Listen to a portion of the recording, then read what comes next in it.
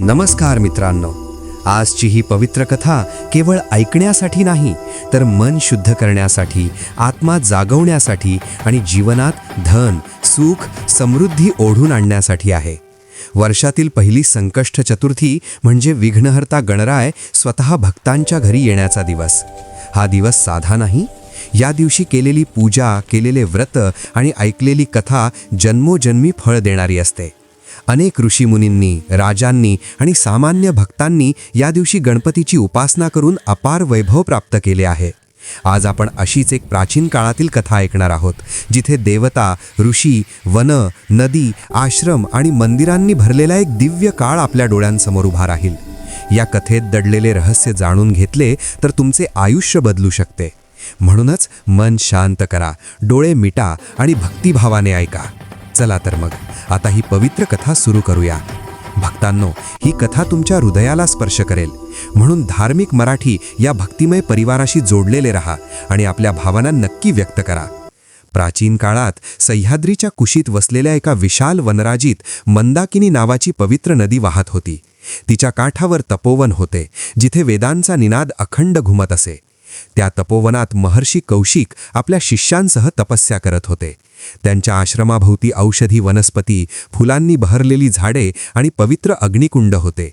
त्याच प्रदेशात चंद्रवंशी राजा धर्मकेतू राज्य करत होता. त्याचे राज्य समृद्ध होते, परंतु त्याच्या जीवनात एक मोठी उणीव होती. त्याला अपत्य नव्हते. अनेक यज्ञ, दान, व्रते करूनही त्याची चिंता दूर होत नव्हती. एके दिवशी तो राजा राणी समवेत मंदाकिनी नदीत स्नान करून महर्षी कौशिकांच्या आश्रमात आला. ऋषींनी त्याचे दुःख जाणले आणि म्हणाले, हे राजन, वर्षातील पहिली संकष्ट चतुर्थी अत्यंत फलदायी असते. या दिवशी गणपतीची योग्य रीतीने पूजा केलीस तर तुझे सर्व विघ्न दूर होतील. संकष्ट चतुर्थी म्हणजे संकटांचा नाश करणारी तिथी. या दिवशी सूर्योदयापासून उपवास करून संध्याकाळी चंद्रदर्शनानंतर पूजा करावी. पूजेत लाल फुले, दुर्वा, मोदक, गूळ आणि तांदूळ अर्पण करावे. गणरायाला पूर्व दिशेकडे मुख करून बसवावे. शुद्ध आसनावर बसून मन स्थिर करावे. प्रथम गणेश मंत्रांचा जप करावा. त्यानंतर ही पवित्र कथा श्रद्धेने ऐकावी, कारण कथा ऐकणारा भक्त स्वतः गणपतीच्या कृपेचा पात्र ठरतो. ऋषींचे शब्द ऐकून राजाने तसेच करण्याचा संकल्प केला. संकष्ट चतुर्थीचा दिवस उजाडला. वनात मंगल वातावरण होते. देवतांनी आकाशातून पुष्पवृष्टी केली. वनदेवता, यक्ष, किन्नर सर्वजण आनंदित झाले. राजा राणीने उपवास केला. संध्याकाळी नदीकाठी प्राचीन गणेश मंदिरात पूजा मांडली. ते मंदिर स्वयंभू गणेशाचे होते. म्हणतात त्या मूर्तीची स्थापना स्वयं ब्रह्मदेवांनी केली होती. पूजा सुरू असताना वायू मंद वाहू लागला. दीपांच्या ज्योती स्थिर झाल्या आणि त्या क्षणी साक्षात गणराय प्रगट झाले. हस्तीमुख, विशाल नेत्र, करुणामय हास्य, त्यांच्या दर्शनाने राजा राणी भावविवश झाले. गणपती म्हणाले, हे भक्तांनो, संकष्ट चतुर्थीचे व्रत आणि कथा श्रद्धेने केल्यामुळे तुमच्या जीवनात धनधान्य, सुखसंतती आणि समृद्धी नांदेल. असे वरदान देऊन गणराय अंतर्धान पावले. त्या दिवसापासून राजाच्या राज्यात अपार वैभव आले. राणी गर्भवती झाली आणि प्रजेला सुखशांती लाभली. म्हणूनच आजही जे भक्त ही कथा संकष्ट चतुर्थीच्या दिवशी ऐकतात, त्यांच्या घरी कधीही दारिद्र्य व दुःख राहत नाही. त्यांच्या जीवनात गणपतीचा कायम वास असतो. मागील पिढ्यांपासून त्या पवित्र वनप्रदेशात ही कथा अखंड प्रवाहित होती. कारण राजा धर्मकेतूच्या आयुष्यात घडलेले चमत्कार केवळ त्याच्यापुरते मर्यादित राहिले नव्हते, तर संपूर्ण भूमीवर त्याचा प्रभाव पडला होता. राजा धर्मकेतूच्या पुत्राचा जन्म झाल्यानंतर राज्यात मंगलता नांदू लागली. प्रत्येक घरात आनंदोत्सव साजरे होऊ लागले आणि लोक संकष्ट चतुर्थीला विशेष महत्त्व देऊ लागले. त्या पुत्राचे नाव गणदत्त असे ठेवण्यात आले, कारण त्याचा जन्मच गणरायाच्या कृपेने झाला होता. बालपणापासूनच गणदत्ताच्या अंगी विलक्षण तेज होते. तो नदीकाठी खेळत असताना ऋषींचे मंत्र ऐकून ध्यानस्थ होत असे. वनातील प्राणी त्याच्याजवळ भय न बाळगता येत आणि मंदिरात तो प्रवेश करताच दीप आपोआप उजळल्यासारखे वाटत असत. महर्षी कौशिक हे सर्व पाहून अंतर्मुख झाले आणि त्यांनी राजाला सांगितले की हा बालक सामान्य नाही. याच्या हातून संकष्ट चतुर्थीचे महात्म्य पुढील युगांपर्यंत पोहोचेल. काळ पुढे सरकत गेला. गणदत्त युवराज झाला आणि एके दिवशी त्याने वडिलांना प्रश्न विचारला की संकष्ट चतुर्थीचे व्रत इतके प्रभावी का आहे. तेव्हा राजा धर्मकेतूने त्याला ऋषींकडून ऐकलेले गूढ सांगितले. संकष्ट चतुर्थी ही चंद्राच्या क्षयकलेशी जोडलेली आहे. जेव्हा चंद्र दुर्बल असतो तेव्हा मनातील संकटे वाढतात आणि त्यावेळी गणपतीची उपासना केली तर मन स्थिर होते. म्हणूनच या दिवशी उपवास केला जातो. दिवसभर अन्नत्याग करून संध्याकाळी गणरायाची पूजा केल्यावर चंद्रदर्शन करावे.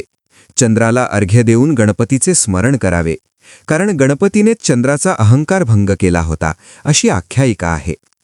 एकदा चंद्राने गणपतीचा उपहास केला तेव्हा गणरायाने त्याला शाप दिला आणि नंतर भक्तांच्या विनंतीने त्याला शापमुक्त केले. त्या दिवशी चंद्रदर्शनाने दोष नष्ट होतो आणि धनलाभ होतो. हे ऐकून गणदत्ताच्या मनात भक्ती अधिक दृढ झाली. त्याच रात्री त्याने स्वप्नात गणरायाला पाहिले. गणपती त्याला म्हणाले, हे पुत्रा, संकष्ट चतुर्थीची कथा केवळ ऐकणे नव्हे तर भावाने आचरण करणे महत्वाचे आहे.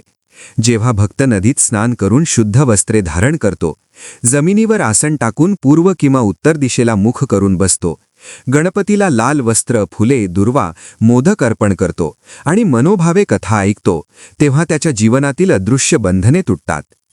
धनप्राप्ती म्हणजे केवळ सुवर्ण नव्हे तर संतोष, आरोग्य आणि समाधानही आहे. हे शब्द ऐकून गणदत्त जागा झाला आणि त्या दिवसापासून त्याने स्वतः संकष्ट चतुर्थीचे व्रत पाळण्यास सुरुवात केली. त्याने आपल्या गुरुकुलात ऋषीमुनींना आमंत्रित करून त्या दिवशी विशेष कथाकीर्तन सुरू केले. वनातील लोक दूरदूरच्या गावांतून येऊ लागले. नदीकाठी दीप लावले जात आणि मंदिरात घंटानाद घुमत असे. असे म्हणतात की त्या दिवशी लक्ष्मी देवी स्वतः त्या मंदिरात येऊन गणपतीच्या चरणी विराजमान होत असे, कारण जिथे गणेश भक्ती असते तिथे लक्ष्मी स्थिर होते. म्हणूनच त्या प्रदेशात कधीही दुष्काळ आला नाही, लोकांच्या घरात अन्नधान्याची कमतरता भासली नाही आणि संकष्ट चतुर्थी ही केवळ तिथी न राहता एक जीवन पद्धती बनली. काळ पुढे सरकत गेला आणि गणदत्ताच्या भक्तीचा सुगंध संपूर्ण आर्यावर्तात पसरू लागला. अनेक राजे त्याच्या राज्यात येऊन संकष्ट चतुर्थीचे व्रत कसे करावे याची माहिती घेऊ लागले. एकदा विदर्भ प्रदेशातील सोमराज नावाचा पराक्रमी राजा आपल्या मोठ्या संकटासह त्या वनप्रदेशात आला होता. सोमराजाचे राज्य संपन्न होते, परंतु अचानक त्याच्या कोशागारात धनक्षय सुरू झाला. व्यापार थांबले, प्रजेत असंतोष वाढला आणि रात्री त्याला भयावह स्वप्ने पडू लागली. राज्यातील ऋषीमुनींनी सांगितले की चंद्रदोष आणि गणपती उपासनेचा अभाव हे यामागचे कारण आहे. म्हणून तो राजा गणदत्ताकडे आला. गणदत्ताने त्याचे स्वागत केले आणि त्याला मंदाकिनी नदीकाठी नेले. तिथे पवित्र वडाच्या झाडाखाली प्राचीन गणेश मूर्ती होती. गणदत्त म्हणाला, हे राजन, संकष्ट चतुर्थीच्या दिवशी सूर्योदयापूर्वी स्नान करून शुद्ध व्हावे. दिवसभर संयम ठेवावा, क्रोध, लोभ आणि असत्य त्यागावे. संध्याकाळी गायीच्या तुपाचा दीप लावावा आणि गणरायास पंचोपचार नव्हे तर मनोभावे पूजा करावी. कारण गणपती भावाचा भोळा आहे. त्याला सोन्याची अपेक्षा नसते तर श्रद्धेची असते. त्यानंतर ही कथा ऐकावी, कारण कथा म्हणजेच गणेश तत्वाचा प्रवाह आहे, जो ऐकणाऱ्याच्या अंतःकरणात प्रवेश करतो. संकष्ट चतुर्थीच्या रात्री चंद्रदर्शन झाल्यावर चंद्राला अर्घ्य देताना गणपतीचे नाव घेतले तर चंद्रदोष नष्ट होतो आणि धनागमन सुरू होते. हे ऐकून सोमराजाने तसेच केले. त्या रात्री वनात अद्भुत शांतता होती. ऋषी मंत्रोच्चार करत होते, नदीवर चंद्र प्रतिबिंब थरथरत होते आणि मंदिरातील घंटानाद आकाशात घुमत होता. कथा सुरू असताना असे वाटत होते की देवता अदृश्य स्वरूपात उपस्थित आहेत. इंद्राने मेघ रोखले, वरुणाने जलशुद्ध केले आणि कुबेराने धनवृष्टीचा संकल्प केला. कथा संपताच सोमराजाच्या मनातील भीती नाहीशी झाली. काही दिवसांतच त्याच्या राज्यात व्यापार पुन्हा सुरू झाला. कोशागार भरू लागला आणि प्रजेच्या चेहऱ्यावर समाधान दिसू लागले. त्यामुळे सोमराजाने आपल्या राज्यात संकष्ट चतुर्थीचे सार्वजनिक व्रत सुरू केले. प्रत्येक गावात गणेश मंदिर उभारले गेले आणि त्या दिवशी कथा ऐकणे अनिवार्य झाले. असे म्हणतात की त्या काळात जिथे जिथे संकष्ट चतुर्थीची कथा श्रद्धेने ऐकली गेली तिथे दारिद्र्य टिकले नाही. लक्ष्मी देवी गणपतीच्या चरणी स्थिर राहिली आणि सरस्वती देवी भक्तांच्या वाणीला गोडी देऊ लागली. गणदत्त वृद्ध झाला तरी त्याची भक्ती अधिकच गहिरावत गेली. एके दिवशी त्याने सर्व ऋषी आणि राजांना बोलावून सांगितले की ही कथा केवळ माझ्या काळापुरती मर्यादित राहू नये. प्रत्येक पिढीत ती सांगितली गेली पाहिजे. कारण जो भक्त वर्षातील पहिली संकष्ट चतुर्थी श्रद्धेने पाळतो, कथा ऐकतो आणि गणरायाचे स्मरण करतो, त्याच्या जीवनात धन, सुख, समृद्धी आपोआप नांदते. असे सांगून गणदत्ताने मंदाकिनी नदीकाठी ध्यान घेतले आणि असे म्हणतात की त्या दिवशी साक्षात गणपती त्याला आपल्या लोकात घेऊन गेले. परंतु त्याची कथा आजही या पवित्र भूमीत जिवंत आहे आणि आजही जेव्हा संकष्ट चतुर्थी येते तेव्हा त्या वनात मंद घंटानाद ऐकू येतो. जणू गणराय भक्तांना पुन्हा पुन्हा आठवण करून देत असतो की श्रद्धा आणि कथा हेच खरे वैभव आहे. गणदत्ताच्या देहत्यागानंतर त्या पवित्र भूमीवर शोक नव्हता, तर एक विलक्षण शांत आनंद पसरला होता. कारण सर्वांना ठाऊक होते की असा भक्त मृत्यू पावत नाही, तर गणरायाच्या सान्निध्यात विलीन होतो. त्याच्या पश्चात त्याचा शिष्य देवशर्मा हा आश्रमाचा प्रमुख झाला. देवशर्मा अत्यंत तपस्वी आणि कथाकथनात पारंगत होता. त्याच्या वाणीला सरस्वतीचा आशीर्वाद असल्यासारखी गोडी होती. तो संकष्ट चतुर्थीची कथा सांगताना जणू श्रोत्यांना त्या प्राचीन काळातच घेऊन जात असे. एकदा भाद्रपद महिन्यात वर्षातील पहिली संकष्ट चतुर्थी जवळ आली, तेव्हा देवशर्माने दूरदूरच्या वनवासी ग्रामस्थांना आणि राजप्रासादातील लोकांना आश्रमात बोलावले. त्या दिवशी संपूर्ण वन दिव्य तेजाने उजळून निघाले होते. फुलांनी बहरलेली झाडे मंद वाऱ्यात डोलत होती. नदीचा कलकलनाद मंत्रांसारखा वाटत होता. आश्रमाच्या प्रांगणात भूमी स्वच्छ करून गायीच्या शेणाने सारवण केली गेली. रांगोळीसाठी तांदळाचे पीठ वापरले गेले आणि मध्यभागी गणपतीची प्राचीन मूर्ती स्थापित करण्यात आली. देवशर्माने सर्वांना संकष्ट चतुर्थीचे नियम पुन्हा सांगितले. या दिवशी सूर्योदयापासून मौन आणि संयम पाळावा. मनातील वाईट विचार दूर ठेवावेत, कारण गणपती केवळ बाह्यपूजेवर नव्हे तर अंतःकरणाच्या शुद्धतेवर प्रसन्न होतो. पूजा सुरू करण्यापूर्वी भूमीदेवीचे स्मरण करावे, कारण तिच्या कुशीत बसूनच पूजा होते. नंतर गणपतीला स्नान घालावे. शुद्ध जलात गंध आणि फुलांचा अर्क मिसळावा.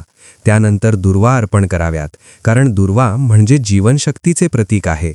मोदक अर्पण करताना मनोभावे प्रार्थना करावी की हे गणनायका, माझ्या जीवनातील गाठी सुटू देत. देवशर्मा कथा सांगू लागला तेव्हा असे वाटत होते की शब्द नव्हे तर अनुभूती वाहत आहे. त्याने सांगितले की एकदा प्राचीन काळात वनराजीतील लोकांवर अशीच आपत्ती आली होती. तेव्हा स्वयं नारद मुनी त्या भूमीत आले. त्यांनी लोकांना संकष्ट चतुर्थीचे महत्त्व सांगितले आणि गणपतीची कथा ऐकण्यास सांगितले. कथा पूर्ण होताच आकाश ढगांनी भरले आणि पर्जन्य कोसळला. कारण जिथे कथा असते तिथे देवतांची उपस्थिती असते. कथा ऐकताना ग्रामस्थांच्या डोळ्यातून अश्रू वाहू लागले. ते अश्रू दुःखाचे नव्हते तर समर्पणाचे होते. चंद्रदर्शनाच्या वेळी सर्वांनी एकत्र अर्घ्य अर्पण केले आणि त्या क्षणी आकाशात मेघगर्जना झाली. काही वेळातच पहिल्या थेंबांनी भूमीला स्पर्श केला. नदी पुन्हा वाहू लागली आणि वन हिरवेगार झाले. त्या दिवसानंतर लोकांचा विश्वास अधिक दृढ झाला. त्यांनी जाणले की संकष्ट चतुर्थी म्हणजे केवळ वैयक्तिक इच्छापूर्तीसाठी नसून समष्टीच्या कल्याणासाठी असलेले व्रत आहे.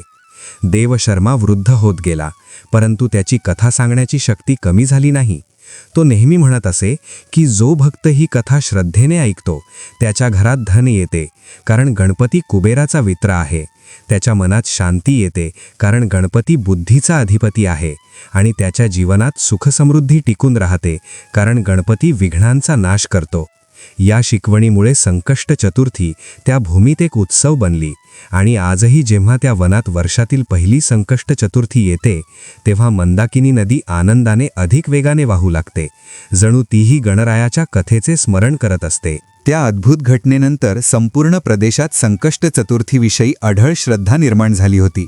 देवशर्माच्या आश्रमाभोवती आता केवळ तपस्वी नव्हे तर सामान्य गृहस्थ, व्यापारी, शेतकरी आणि वनवासीही येऊ लागले. कारण सर्वांनी अनुभवले होते की या व्रतामध्ये केवळ देवपूजा नाही तर जीवनाला योग्य दिशा देणारी शक्ती दडलेली आहे. काही काळानंतर देवशर्माने आपल्या शिष्यांपैकी माधव नावाचा एका तरुणाला कथा परंपरेची जबाबदारी दिली. माधव अत्यंत नम्र मनाचा आणि शुद्ध आचरणाचा होता. तो म्हणे, बोलण्यापेक्षा ऐकण्यात अधिक रस ठेवत असे. परंतु जेव्हा तो गणपतीची कथा सांगू लागे तेव्हा त्याच्या शब्दांतून प्राचीन काळाचा सुगंध दरवळत असे. एकदा शरद ऋतूच्या प्रारंभी वर्षातील पहिली संकष्ट चतुर्थी आली. त्यावेळी आकाश निरभ्र होते. चंद्राचे तेज विशेष उजळ होते आणि वनात पिकलेल्या धान्याचा सुगंध दरवळत होता.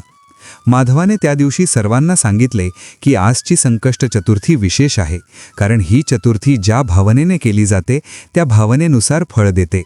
जो धनासाठी करतो त्याला धन मिळते, जो संततीसाठी करतो त्याला संतती मिळते, आणि जो मोक्षासाठी करतो त्याला अंतर्मनाची शांती मिळते. परंतु कथा ऐकणाऱ्याला सर्व फळे आपोआप मिळतात, कारण कथा म्हणजे गणपतीच्या तत्वाशी थेट जोडलेला मार्ग आहे. त्याने सर्वांना विधी समजावून सांगितले की सकाळी स्नान करून स्वच्छ वस्त्रे धारण करावीत, घरात किंवा मंदिरात गणपतीची मूर्ती स्थापन करावी, भूमीवर आसन टाकून पूर्व दिशेला मुख करावे, प्रथम दीप प्रज्वलित करून गणपतीचे स्मरण करावे, नंतर दुर्वा अर्पण करताना प्रत्येक दुर्वेसोबत एक विघ्न सोडून द्यावे अशी भावना ठेवावी, मोदक अर्पण करताना जीवनातील गोडी परत मागावी आणि कथा ऐकताना कोणतीही इच्छा मनात धरू नये, कारण इच्छा सोडली की कृपा मिळते. माधव कथा सांगत असताना असे वाटत होते की गणदत्त, देव शर्मा आणि सर्व पूर्वज भक्त अदृश्य स्वरूपात उपस्थित आहेत. त्याने सांगितले की प्राचीन काळी एका गरीब लाकूडतोड्याने केवळ ही कथा ऐकून आपल्या जीवनातील दारिद्र्य दूर केले होते. त्याच्याकडे काहीही अर्पण करण्यास नव्हते, म्हणून तो फक्त मनोभावे ऐकत होता आणि गणपतीने त्याच्या प्रामाणिक भावनेवर प्रसन्न होऊन त्याला समृद्धी दिली. ही गोष्ट ऐकून अनेकांच्या डोळ्यात आशा दाटून आली. चंद्र उगवल्यावर सर्वांनी एकत्र अर्घ्य अर्पण केले आणि त्या क्षणी अनेकांना आपल्या अंतर्मनात हलकेपणा जाणवला. काहींना जुन्या ऋणातून मुक्ती मिळेल अशी जाणीव झाली, काहींना भविष्यातील मार्ग स्पष्ट दिसू लागला. त्या रात्री आश्रमात शांतता होती, परंतु ती शांतता रिकामी नव्हती, ती गणपतीच्या कृपेने भरलेली होती. माधवाने त्या दिवशी ठामपणे सांगितले की जोपर्यंत संकष्ट चतुर्थीची कथा श्रद्धेने ऐकली जाईल तोपर्यंत या भूमीत धन, सुख आणि समृद्धी नांदत राहील, आणि ही कथा काळाच्या ओघात कितीही पुढे गेली तरी तिचे सामर्थ्य कधीही कमी होणार नाही. काळाच्या प्रवाहात माधवाची कीर्ती दूर दूर पसरू लागली आणि संकष्ट चतुर्थीच्या दिवशी त्याची कथा ऐकण्यासाठी दूरच्या पर्वतरांगांतून आणि नद्यांच्या पल्याडूनही लोक येऊ लागले. त्या काळात दक्षिणेकडील एका समृद्ध राज्यात अनर्थ घडू लागले होते. त्या राज्याचा राजा वीरकेतू पराक्रमी असला तरी अहंकाराने ग्रासलेला होता. त्याने देवपूजा दुर्लक्षित केली होती आणि विशेषतः गणपतीच्या उपासनेला तो तुच्छ लेखत असे. त्याच्या राज्यात अचानक अपयशांची मालिकाच सुरू झाली. युद्धात पराभव झाला, प्रजेत रोगराई वाढली आणि राजप्रासादातही कलह माजू लागला. राजमातेने स्वप्नात एक दिव्य दृश्य पाहिले, ज्यात हत्तीमुख तेजस्वी देवतेने तिला इशारा दिला की वर्षातील पहिली संकष्ट चतुर्थी उपेक्षित राहिल्यास राज्याला विनाशाचा सामना करावा लागेल. घाबरून राजमातेने वीरकेतूला सर्व सांगितले. तेव्हा त्याने प्रथम दुर्लक्ष केले, पण संकटे अधिकच वाढू लागल्यावर त्याचे मन डळमळीत झाले आणि अखेर तो वनप्रदेशातील माधवाकडे आला. माधवाने राजाला पाहताच नम्रतेने आसन दिले आणि म्हणाला, हे राजन, संकट बाहेरचे नसते, ते अंतर्मनात असते, आणि संकष्ट चतुर्थी हे अंतर्मन शुद्ध करण्याचे व्रत आहे. त्याने राजाला विधी सांगितले, पण त्यासोबत एक अट घातली की ही कथा तू राजासारखा नव्हे तर साध्या भक्तासारखा ऐकशील. वीरकेतूने अहंकार बाजूला ठेवून उपवास केला, नदीत स्नान केले आणि आश्रमात भूमीवर बसून कथा ऐकू लागला. माधवाने त्या दिवशी विशेष कथा सांगितली. त्यात त्याने सांगितले की एकदा देवराज इंद्रालाही आपल्या पदाचा गर्व झाला होता. तेव्हा गणपतीने त्याला संकष्ट चतुर्थीचे व्रत करण्यास सांगितले आणि कथा ऐकवल्यावरच त्याचा गर्व नाहीसा झाला. कथा ऐकता ऐकता वीरकेतूचा डोळ्यातून अश्रू वाहू लागले, कारण त्याला प्रथमच आपल्या चुका स्पष्टपणे दिसू लागल्या. चंद्रदर्शनाच्या वेळी त्याने पूर्ण शरणागतीने अर्घ्य अर्पण केले आणि गणपतीला अंतःकरणातून क्षमा मागितली. त्या क्षणी त्याच्या मनातील जडत्व नष्ट झाले असे वाटले. दुसऱ्या दिवसापासूनच राज्यात बदल दिसू लागला. रोगराई कमी झाली, प्रजेचा रोष शांत झाला आणि शत्रूंचे हल्ले थांबले. वीरकेतूने परतल्यावर आपल्या राज्यात संकष्ट चतुर्थीचा उत्सव सुरू केला आणि स्वतः दरवर्षी ही कथा ऐकण्याची प्रथा सुरू केली. त्यामुळे त्याचे राज्य अधिक समृद्ध झाले. माधवाने शिष्यांना सांगितले की संकष्ट चतुर्थीची कथा केवळ देवांना प्रसन्न करत नाही, तर माणसाला माणूस बनवते, अहंकार दूर करून नम्रता देते, आणि म्हणूनच जो राजा असो वा गरीब, जो या कथेसमोर नतमस्तक होतो त्याच्यावर गणराय नक्की कृपा करतो. त्या दिवसापासून संकष्ट चतुर्थी ही केवळ संकट नाशाची नव्हे तर अहंकार नाशाची तिथी म्हणून ओळखली जाऊ लागली आणि ही शिकवण पिढ्यानपिढ्या पुढे जात राहिली. वीरकेतूच्या परिवर्तनानंतर माधवाच्या आश्रमात येणाऱ्या भक्तांची संख्या अधिकच वाढली, कारण लोकांनी प्रत्यक्ष अनुभवले होते की संकष्ट चतुर्थीची कथा केवळ ऐकली तरी अंतर्मनात मोठी उलथापालथ घडते. त्या काळात आश्रमाजवळील वनात एका वृद्ध दाम्पत्याचे वास्तव्य होते. त्यांचे नाव सोमया आणि गौरी असे होते. आयुष्यभर कष्ट करूनही त्यांच्या हाती काहीच उरले नव्हते. संतती नव्हती, धन नव्हते आणि वृद्धत्वामुळे देहही साथ देत नव्हता. एक दिवस त्यांनी आश्रमात येऊन माधवाच्या चरणी आपले दुःख मांडले. माधवाने त्यांना काही मागू दिले नाही. तो फक्त म्हणाला, येत्या वर्षातील पहिल्या संकष्ट चतुर्थीला येथे या. उपवास जमत नसेल तर हरकत नाही, पूजा करता आली नाही तरी चालेल, पण ही कथा मनोभावे ऐका. त्या वृद्ध दाम्पत्याने त्याचे शब्द पाळले. संकष्ट चतुर्थीच्या दिवशी ते नदीकाठी स्नान करून आश्रमात आले. उपवासामुळे त्याचे शरीर थरथरत होते, पण मन शांत होते. माधव कथा सांगू लागला. त्याने सांगितले की एकदा वनात राहणाऱ्या एका वृद्ध भक्ताने आयुष्याच्या शेवटी केवळ गणपतीची कथा ऐकली आणि त्याच्या जीवनातील सर्व अपूर्णता पूर्ण झाली. कथा ऐकता ऐकता सोमया आणि गौरीच्या डोळ्यांतून अश्रू वाहू लागले. ते अश्रू दुःखाचे नव्हते तर स्वीकाराचे होते. चंद्रदर्शनाच्या वेळी त्यांनी थरथरत्या हातांनी अर्घ्य अर्पण केले आणि काहीही मागितले नाही. काही दिवसांतच त्यांच्या आयुष्यात अद्भुत बदल घडू लागले. त्यांच्या झोपडीत येणाऱ्या लोकांची संख्या वाढू लागली, कारण सोमयाच्या वाणीला एक विलक्षण शांतता प्राप्त झाली होती. लोक त्याच्याकडे सल्ला घेण्यासाठी येऊ लागले आणि गौरीच्या हातून बनवलेले साधे अन्न प्रसादासारखे मानले जाऊ लागले. त्यांच्या जीवनात धन आले नाही, परंतु कधीही अभाव राहिला नाही आणि त्यांच्या मनात समाधान स्थिर झाले. माधवाने हे पाहून शिष्यांना सांगितले की संकष्ट चतुर्थीची खरी देणगी ही बाह्य वैभव नसून अंतर्गत संपन्नता आहे, जी एकदा मिळाली की जीवनातील कोणतेही संकट मोठे वाटत नाही. त्या वर्षीच्या संकष्ट चतुर्थीला आश्रमात एक विलक्षण घटना घडली. कथा सुरू असताना अचानक वनात हत्तींचा कळप आला, पण त्यांनी कोणालाही त्रास दिला नाही. ते शांतपणे मंदिराजवळ उभे राहिले, जणू गणरायाच्या उपस्थितीची साक्ष देत होते. कथा संपताच ते हत्ती निघून गेले आणि सर्व भक्तांच्या मनात दृढ विश्वास बसला की गणपती अदृश्य स्वरूपात या कथेत वास करतो. माधवाने त्या दिवशी ठामपणे सांगितले की जो कोणी ही कथा श्रद्धेने ऐकतो त्याच्या जीवनात धन प्राप्ती, सुख, समृद्धी होतेच, पण त्यासोबत त्याला जीवन समजून घेण्याची दृष्टीही मिळते. आणि म्हणूनच ही कथा ऐकणे हेच संकष्ट चतुर्थीचे सर्वोच्च व्रत आहे, असे म्हणत त्याने आपली वाणी थांबवली आणि आश्रमात पुन्हा एकदा गहन शांतता नांदू लागली, जी गणरायाच्या कृपेने ओसंडून वाहत होती. त्या शांततेनंतरही कथाप्रवाह थांबला नाही, कारण संकष्ट चतुर्थीची शक्ती काळाच्या मर्यादेत अडकणारी नव्हती. माधव वृद्ध झाला तरी त्याच्या डोळ्यात भक्तीचा प्रकाश तसाच तेजस्वी होता.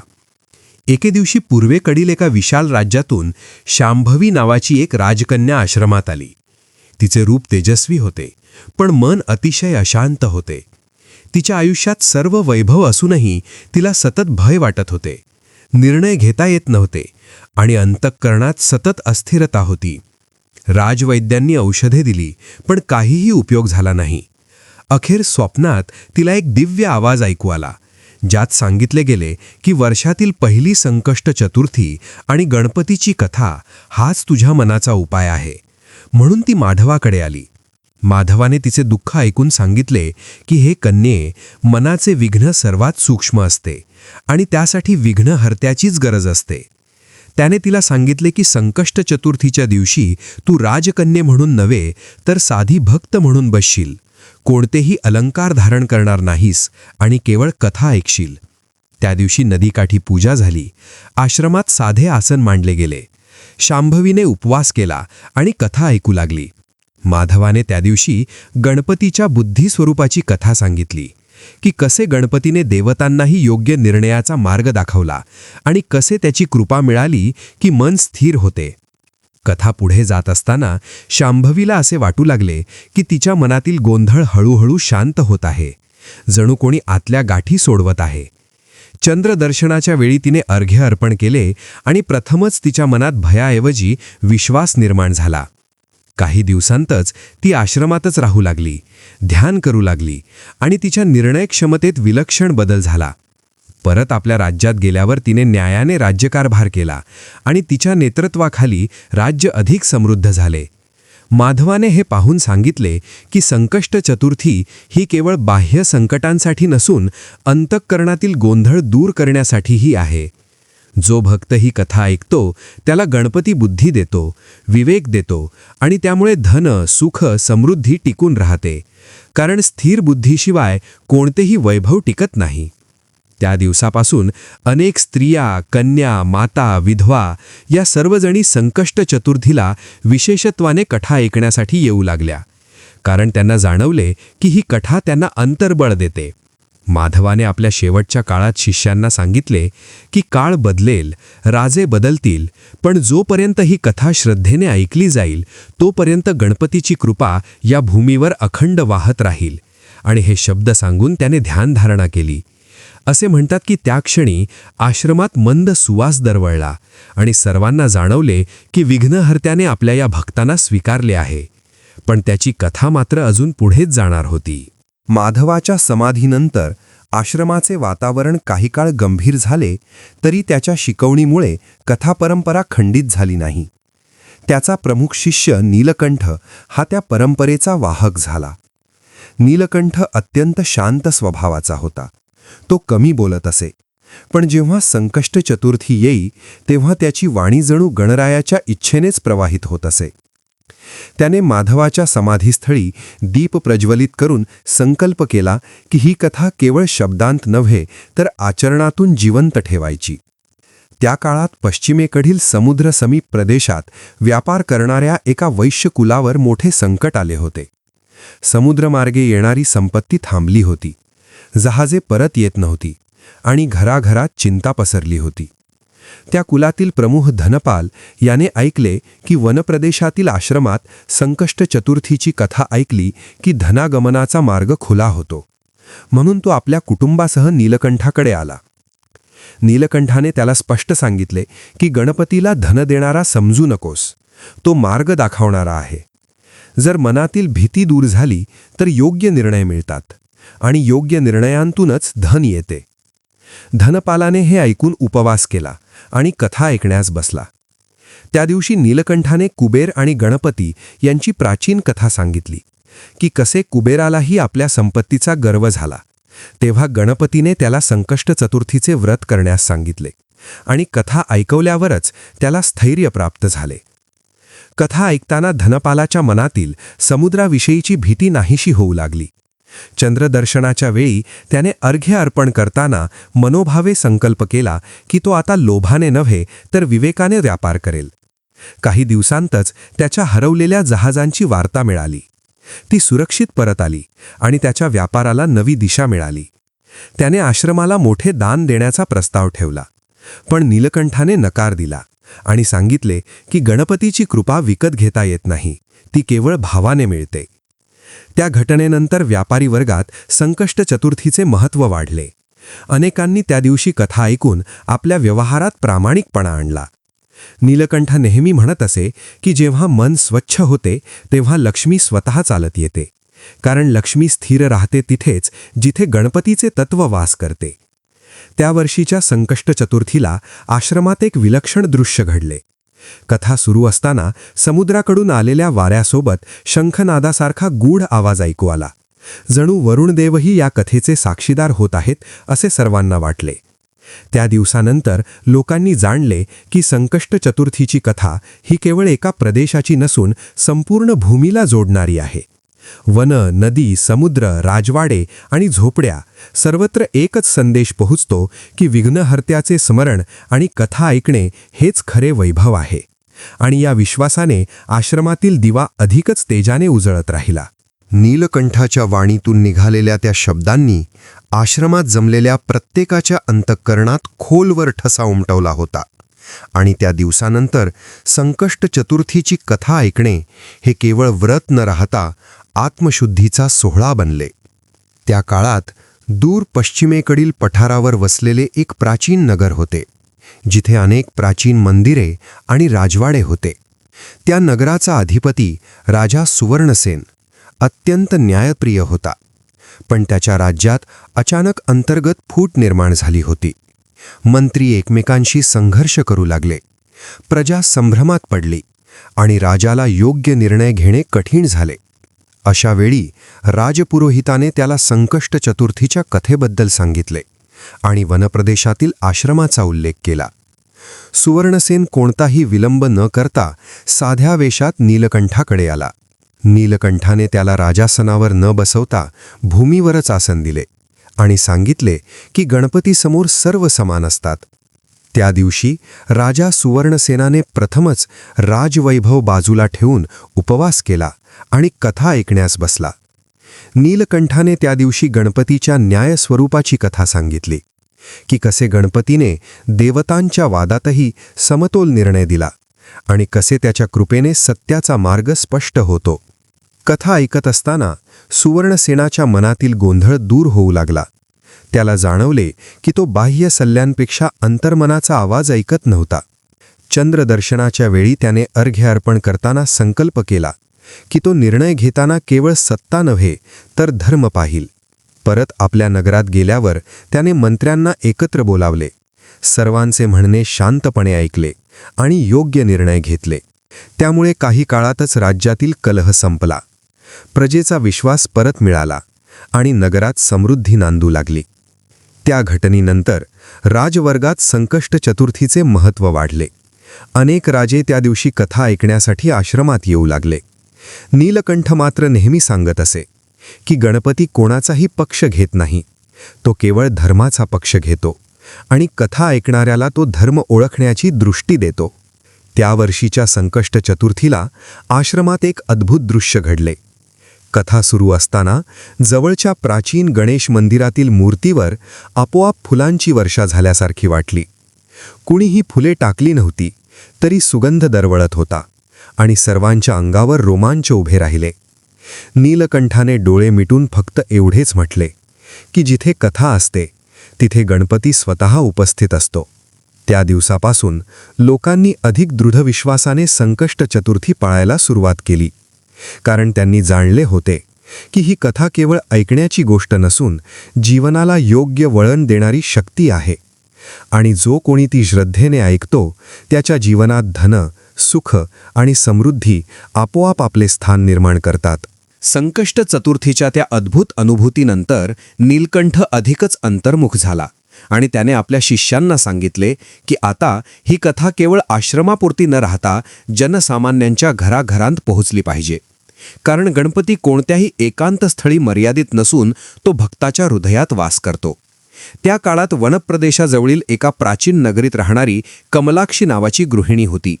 ती अत्यंत श्रद्धाळू होती, पण तिच्या जीवनात सतत लहान मोठी संकटे येत होती. कधी पतीचा व्यापार अडखळे, कधी घरात आजारपण येई, तर कधी मनावर निराशेची छाया पडे.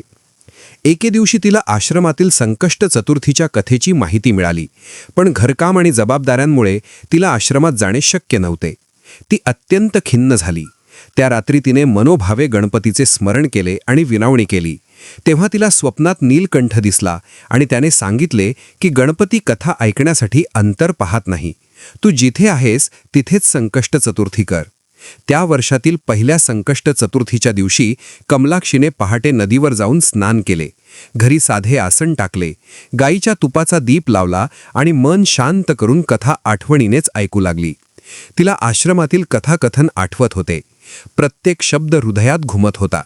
संध्याकाळी तिने गणपतीला दुर्वा अर्पण केल्या आणि चंद्रदर्शनाच्या वेळी अर्घ्य दिले. काहीही मागितले नाही, फक्त एवढेच म्हणाली की माझ्या मनाला बळ दे. त्या दिवसानंतर तिच्या जीवनात हळूहळू बदल घडू लागले. घरातील वातावरण शांत झाले, पतीच्या कामात स्थैर्य आले आणि तिच्या मनातील अस्वस्थता नाहीशी झाली. तिच्या शेजारी राहणाऱ्या स्त्रियांनी हे बदल पाहिले आणि संकष्ट चतुर्थीची कथा विचारू लागल्या. कमलाक्षीने त्यांना आश्रमातील कथा सांगितली आणि अशा प्रकारे कथा घराघरांत पोहोचू लागली. नीलकंठाला जे हवे होते तेच घडत होते. संकष्ट चतुर्थी ही राजे, तपस्वी, व्यापारी यांच्यापुरती न राहता सामान्य स्त्रियांच्या स्वयंपाकघरातही स्थान मिळवत होती. त्या वर्षी अनेक घरांत पहिली संकष्ट चतुर्थी विशेष भक्तिभावाने साजरी झाली. लोकांनी जाणले की मोठी पूजा, मोठे दान यापेक्षा कथा ऐकणे आणि मन शुद्ध करणे हेच खरे व्रत आहे. नीलकंठाने शिष्यांना सांगितले की जेव्हा कथा सामान्यांच्या जीवनात उतरते तेव्हाच ती पूर्ण होते, कारण गणपती हा सामान्यांचा देव आहे, जो भक्तीला राजवैभवापेक्षा अधिक मान देतो. त्या काळात अनेक घरांतून अशी अनुभूती येऊ लागली की संकष्ट चतुर्थीची कथा ऐकल्यावर घरातील कलह कमी झाले, खर्चावर नियंत्रण आले आणि मनात समाधान निर्माण झाले. लोक म्हणू लागले की धन म्हणजे केवळ नाणी नव्हे, तर तुटलेल्या नात्यांची जुळवाजुळवही धनच आहे. आणि ही समृद्धी गणपतीच्या कथेमुळेच मिळते. त्या दिवसापासून नीलकंठाच्या आश्रमातील दिवा जरी संध्याकाळी विझत असे, तरी भक्तांच्या घराघरांत संकष्ट चतुर्थीचा दीप अखंड तेवत राहू लागला आणि कथा अधिकच व्यापक झाली. जणू संपूर्ण भूमीच त्या कथेत सामावून गेली होती. त्या शांततेनंतरही कथाप्रवाह थांबला नाही, कारण संकष्ट चतुर्थीची शक्ती काळाच्या मर्यादेत अडकणारी नव्हती. माधव वृद्ध झाला तरी त्याच्या डोळ्यात भक्तीचा प्रकाश तसाच तेजस्वी होता. एके दिवशी पूर्वेकडील एका विशाल राज्यातून शांभवी नावाची एक राजकन्या आश्रमात आली. तिचे रूप तेजस्वी होते, पण मन अतिशय अशांत होते. तिच्या आयुष्यात सर्व वैभव असूनही तिला सतत भय वाटत होते. निर्णय घेता येत नव्हते आणि अंतःकरणात सतत अस्थिरता होती. राजवैद्यांनी औषधे दिली, पण काहीही उपयोग झाला नाही. अखेर स्वप्नात तिला एक दिव्य आवाज ऐकू आला, ज्यात सांगितले गेले की वर्षातील पहिली संकष्ट चतुर्थी आणि गणपतीची कथा हाच तुझ्या मनाचा उपाय आहे. म्हणून ती माधवाकडे आली. माधवाने तिचे दुःख ऐकून सांगितले की हे कन्ये, मनाचे विघ्न सर्वात सूक्ष्म असते आणि त्यासाठी विघ्नहर्त्याचीच गरज असते. त्याने तिला सांगितले की संकष्ट चतुर्थीच्या दिवशी तू राजकन्ये म्हणून नव्हे, तर साधी भक्त म्हणून बसशील. कोणतेही अलंकार धारण करणार नाहीस आणि केवळ कथा ऐकशील. त्या दिवशी नदीकाठी पूजा झाली. आश्रमात साधे आसन मांडले गेले. शांभवीने उपवास केला आणि कथा ऐकू लागली. माधवाने त्या दिवशी गणपतीच्या बुद्धी स्वरूपाची कथा सांगितली की कसे गणपतीने देवतांनाही योग्य निर्णयाचा मार्ग दाखवला आणि कसे त्याची कृपा मिळाली की मन स्थिर होते. कथा पुढे जात असताना शांभवीला असे वाटू लागले की तिच्या मनातील गोंधळ हळूहळू शांत होत आहे, जणू कोणी आतल्या गाठी सोडवत आहे. चंद्रदर्शनाच्या वेळी तिने अर्घ्य अर्पण केले आणि प्रथमच तिच्या मनात भयाऐवजी विश्वास निर्माण झाला. काही दिवसांतच ती आश्रमातच राहू लागली, ध्यान करू लागली आणि तिच्या निर्णय क्षमतेत विलक्षण बदल झाला. परत आपल्या राज्यात गेल्यावर तिने न्यायाने राज्यकारभार केला आणि तिच्या नेतृत्वाखाली राज्य अधिक समृद्ध झाले. माधवाने हे पाहून सांगितले की संकष्ट चतुर्थी ही केवळ बाह्य संकटांसाठी नसून अंतःकरणातील गोंधळ दूर करण्यासाठीही आहे. जो भक्त ही कथा ऐकतो त्याला गणपती बुद्धी देतो, विवेक देतो आणि त्यामुळे धन, सुख, समृद्धी टिकून राहते. कारण स्थिर बुद्धीशिवाय कोणतेही वैभव टिकत नाही. त्या दिवसापासून अनेक स्त्रिया, कन्या, माता, विधवा या सर्वजणी संकष्ट चतुर्थीला विशेषत्वाने कथा ऐकण्यासाठी येऊ लागल्या, कारण त्यांना जाणवले की ही कथा त्यांना अंतर्बळ देते. माधवाने आपल्या शेवटच्या काळात शिष्यांना सांगितले की काळ बदलेल, राजे बदलतील, पण जोपर्यंत ही कथा श्रद्धेने ऐकली जाईल तोपर्यंत गणपतीची कृपा या भूमीवर अखंड वाहत राहील.